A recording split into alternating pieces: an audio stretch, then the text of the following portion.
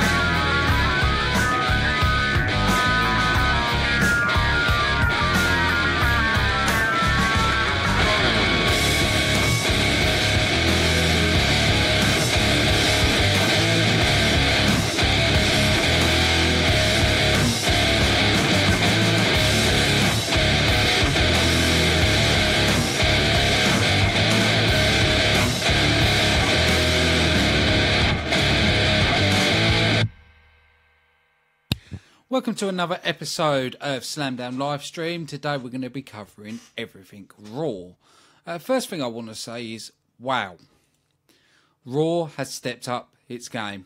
After WrestleMania, you know, the crowd's always raucous. We know that. You know, the crowd's always insane. But I didn't expect it to be that hyped.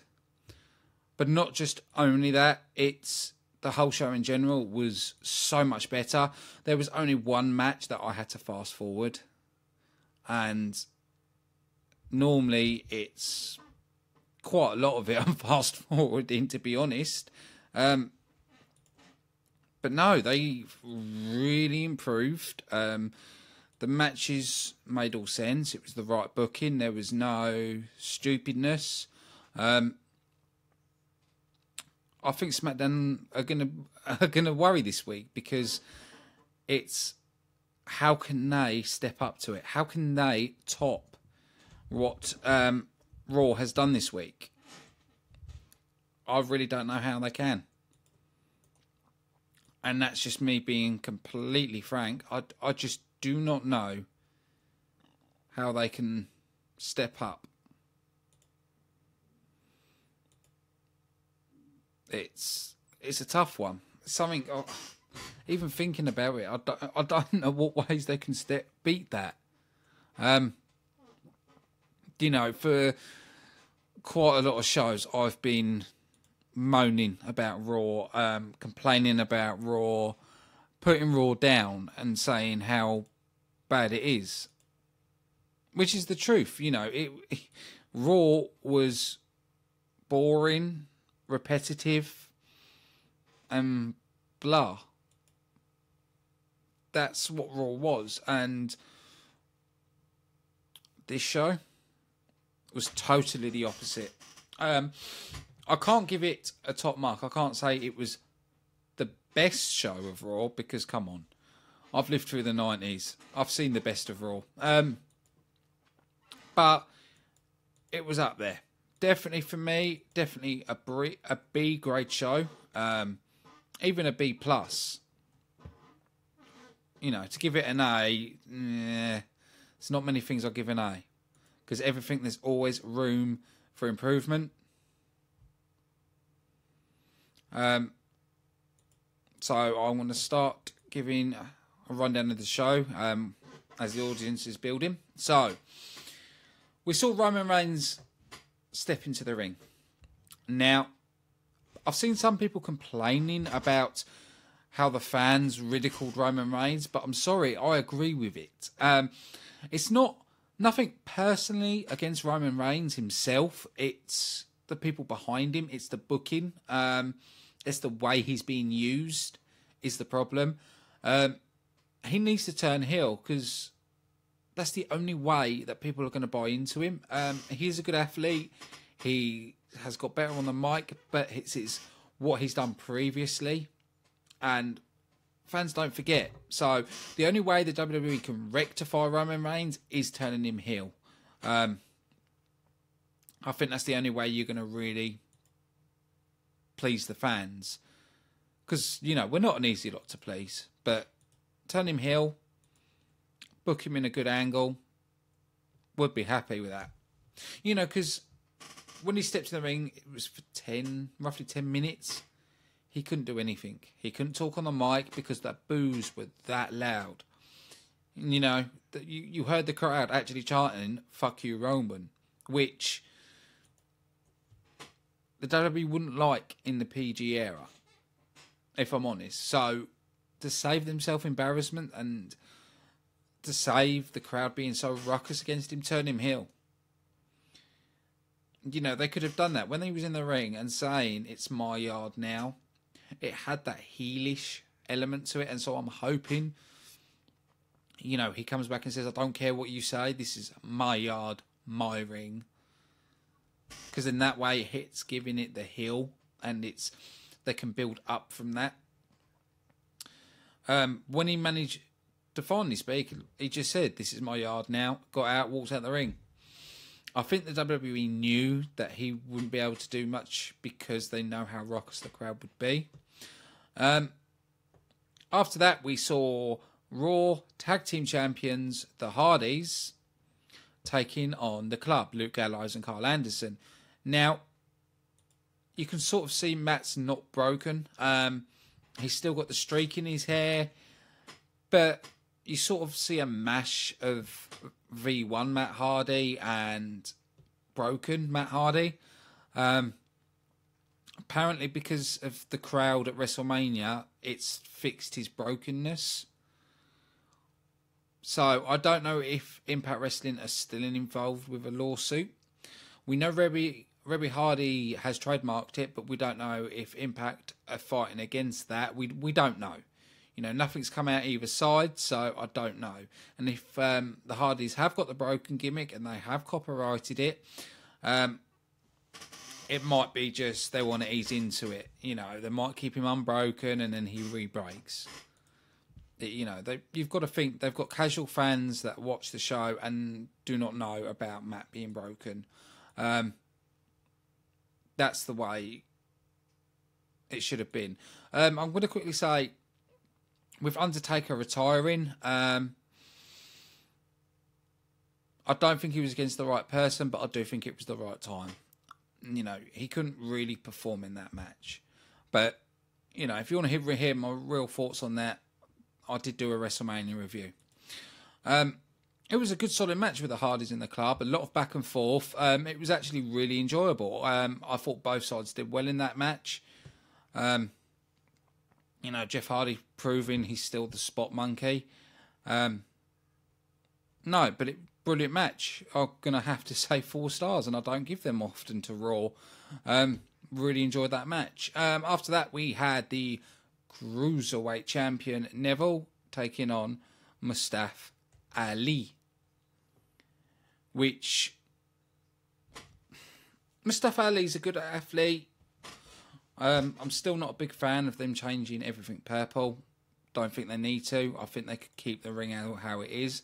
It should be more about the performance of the wrestlers and then them changing the ring. That's my only gripe, to be honest. The match was actually quite good for a cruiserweight match.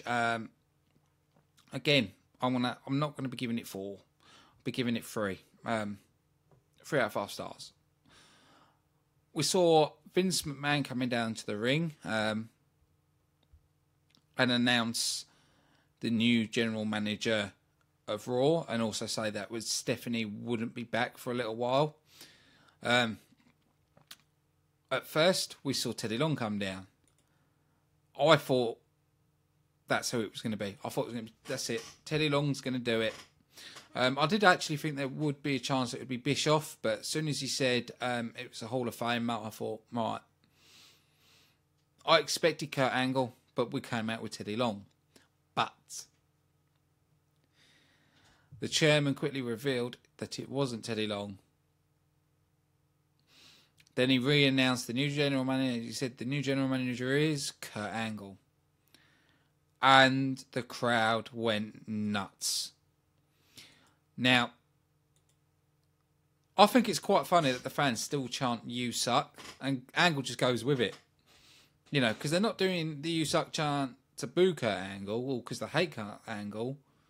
They just love to say "You suck" to Kurt Angle. They enjoy it, and he enjoys it, and it's the camaraderie. But also, Mr. McMahon did announce that a shake-up will take place. So I'm guessing it's not going to be a draft. There's going to be trade deals, superstars moving around. Which I can see why they're doing it. I think they're going to want to do better by Raw, but I just hope SmackDown doesn't lose out. That's what's got me worried. You know, there's a possibility that Raw could lose AJ Styles.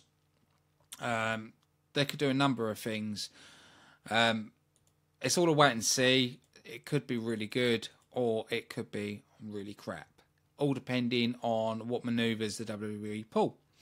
After that, we saw New Day coming down to the ring, offering an open challenge. I did not expect this. I really didn't. Former NXT tag team, The Rivals, turn up and take on the New Day, and even better, beat the New Day. This is why I think the New Day run's coming to an end. I think the WrestleMania was their big thing, and I think they're going to start to break down the New Day. I think Kofi Kingston will probably end up doing the Cruiserweights. One thing I do wonder, I wonder if the Cruiserweights are going to end up going to SmackDown. Be part of this trade deals. Could happen. But no, solid match. I haven't seen much of the Revival, but I enjoyed what I saw. I thought they did a brilliant job against the New Day, and I'm looking forward to the next match they're in. After that, we had the Raw Women's Champion Bayley and Sasha Banks and Dana Brooks,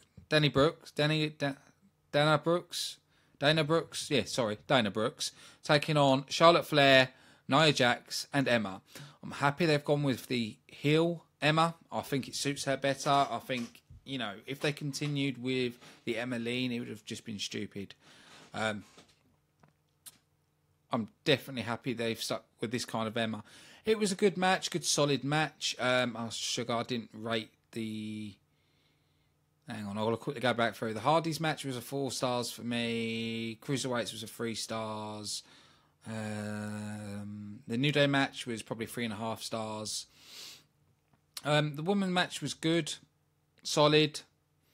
Nothing more than that, to be honest. I'm going to be nice and give it 3 stars. We saw Brock Lesnar and Paul Heyman saying they've got rid of Goldberg. And then they start talking about Roman Reigns, but then Braun Strowman comes up. So I think they're holding back on the Roman Reigns taking on Brock Lesnar. I think it is going to be Braun Strowman that gets a go. I don't know what way this is going to go. I'm not too keen on Brock Lesnar because I don't like part-timers. So at least Braun Strowman is there week in, week out.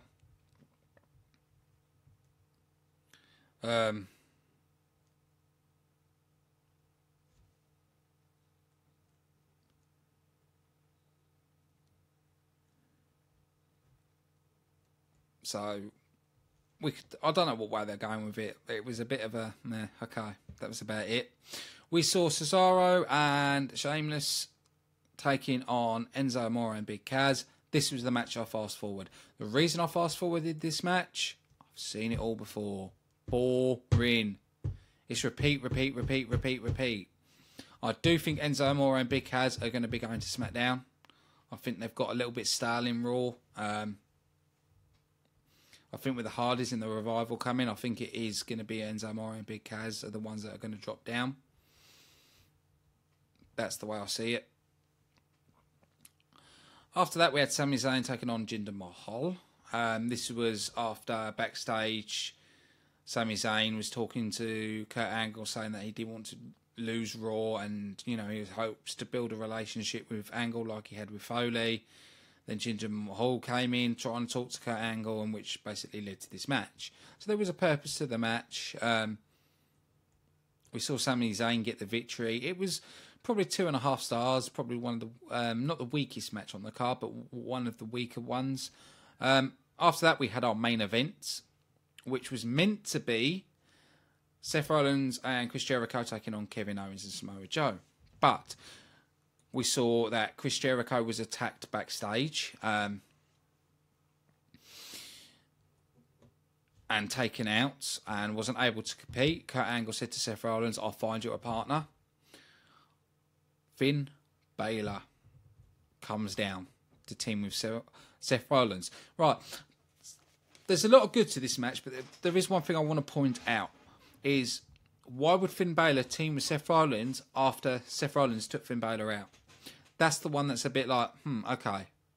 That's the bit that ruins it. I'm not going to say it ruins it all. It's just a little mark on it that shouldn't be there. But anyway, they're teamed up together. They might even talk about it next show or something like that. But it was a good match. The fans went absolutely crazy to see Finn Balor back. You know, I like the way that Seth Rollins keep holding on to his knee. Still can't work out why he was clear to fight in this match when he wasn't clear to fight at WrestleMania and had to go against the doctors. But apparently he can fight now. Okay.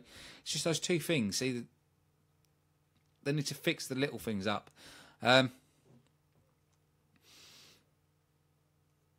You know, I'd rather have Seth Rollins say to Kurt Angle, "I don't care if the doctors say no, I'm wrestling." End of. That's the way they could have done it. But yeah, it was a good match. It feels like Kevin Owens and Samoa Joe are going to be a tag team together. I think they'll probably go into the tag team division. I know Kevin Owens is US champion, but I can't see him holding that for long. I think they'll probably end up doing Kevin Owens taking on Finn Balor. I think that's the next thing they're going to be doing. And I can see Finn Balor coming the US champ, and then Kevin Owens later down the line with Samoa Joe going for the tag team titles. That's the way I can see that playing out, in my opinion. But yeah, that was everything for the main show of Raw. We had the pre-show where we saw Goldberg, not the pre-show, the after-show, Raw Talk. We saw Goldberg come down, talking to the fans and saying, "This is not part of the show, this is not a gimmick, this is me," and talk about that he'd done this for his family, he loves the fans, and basically, this is it. But he did say at the end, never say never. So I think at the moment, this is Goldberg done. We could possibly see him back in the future, or maybe he is coming back in the future and they're dropping him out for the moment till he can get trained and compete in full matches. I don't know. But for me, I think this is the end of Goldberg. I don't think we'll see him back now. You know, thinking of his performance and his age, he can't go like he used to. But it was nice having that nostalgia feel while he was there, even though a lot of us complained about it. But looking back now, it was like, you know, he didn't do too much damage. It was just his matches. You know, he had a match against Brock Lesnar. He had one match against Kevin Owens, and that was it. He didn't do too much damage. He didn't go against too many people and damage the roster. You know, I would have liked to see Goldberg, Roman Reigns. Yep, I'd have loved to see that match. I'd have loved to see Goldberg, Braun Strowman. I'd have loved to see Goldberg take on the big guys in longer matches, like 10 to 15-minute matches. Couldn't happen because of his cardio and everything else, but that's the thing I would have liked to have seen. I think that's about it. But definitely an improvement, definitely better than last week. It's making me nervous on, can SmackDown beat this? But we'll find out tomorrow. And also tomorrow is the WWE SmackDown review here live on SlamDown livestream at 9 PM GMT. And if you miss any of our live episodes, subscribe to our YouTube channel.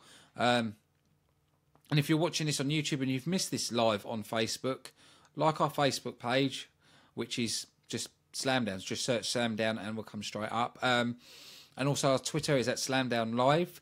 I am in talks with a couple of guys that might be coming on to do interviews. I'll talk about that more when it's properly confirmed. So big thank you to everybody watching. I've been your host, Ashley Friend.